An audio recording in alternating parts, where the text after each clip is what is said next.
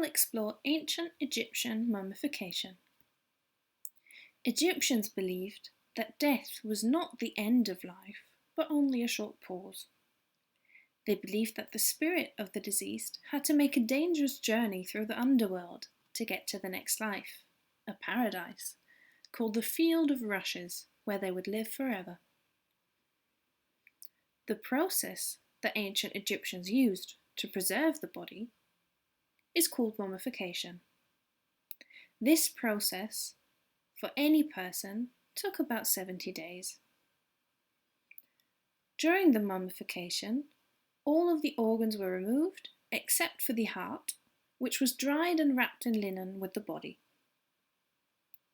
The steps of mummification are as follows. First, the body is washed.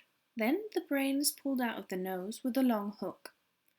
The internal organs are then removed through a cut in the left side of the body. As I mentioned, the heart is left in the body because the spirit will need it in afterlife. The fourth step includes the liver, stomach, lungs and intestines being washed and dried with natron, a type of salt.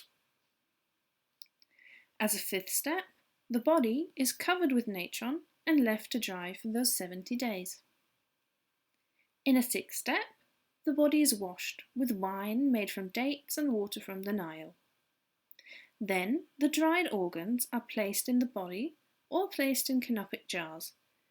The body is then stuffed with dry materials. The body is then wrapped in linen whilst a priest recites spells.